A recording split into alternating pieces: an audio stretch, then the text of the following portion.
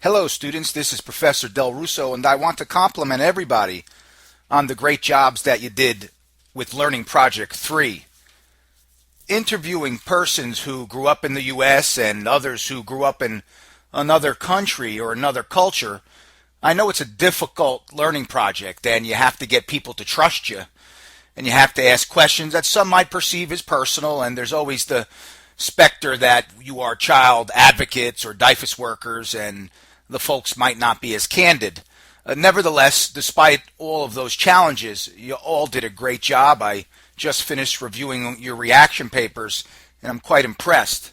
So keep up the good work in the home stretch here and you will wind up with a great grade, I'm sure. One of the observations that many students made was about corporal punishment. And this was something that seemed counterintuitive to virtually everyone, and myself included. And that is that the expectation was Americans, persons who were schooled in America or grew up substantially in the US, would be more likely to conclude or assert that corporal punishment was not okay.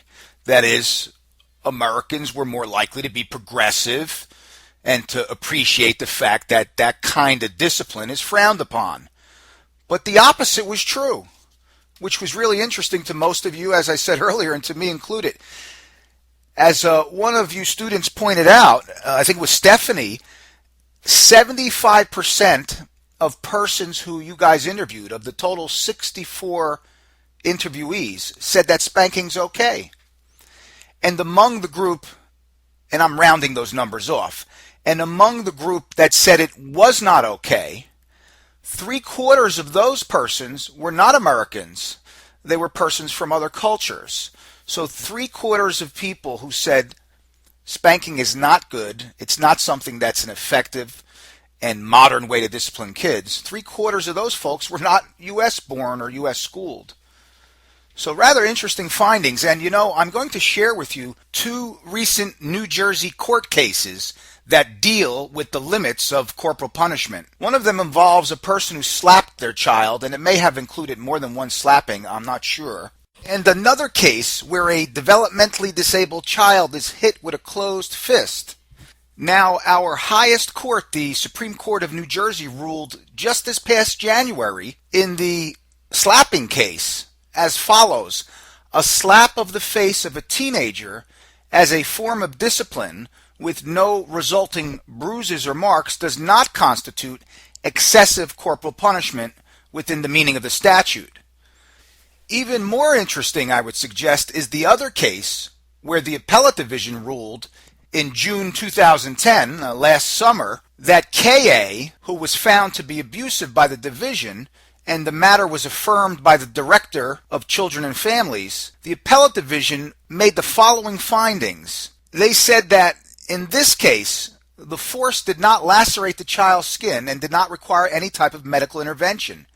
Bruises, although visible, never exposed AA to any further harm if left untreated. AA was the child. Therefore, absent evidence showing that the inflicted injury constitutes per se excessive corporal punishment, we must examine the circumstances as to whether striking AA 5 times on the shoulder with a closed fist amounts to excessive corporal punishment.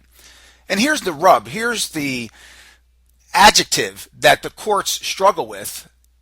It is the word excessive, or what some have termed as unreasonable, although the statute says excessive. The court writes further, KA, the caregiver, was confronted with a psychologically disruptive child, unable or unwilling to follow verbal instructions or adhere to passive means of discipline, such as a timeout. KA was alone, without support from either spouse or co-parent, or from other members of her extended family, such as an experienced mother or aunt. Out of sheer frustration, although an ill-advised impulse, she struck her child 5 times. The blows, undoubtedly painful, did not cause the child any permanent harm, did not require medical intervention of any kind, and were not part of a pattern of abuse. The court goes on to say that she accepted responsibility for her behavior. So in this case, in this context, the appellate division ruled that those blows to that child were not excessive corporal punishment. So I don't offer you my feelings. I don't offer you my interpretation or any other person's interpretation. I leave it to you to think about, especially in light of what we learned about, at least in our little non-scientific survey, how Americans feel about corporal punishment. Anyway, keep up the good work, and I'm going to post these cases for you to look at on the announcement page. Good luck.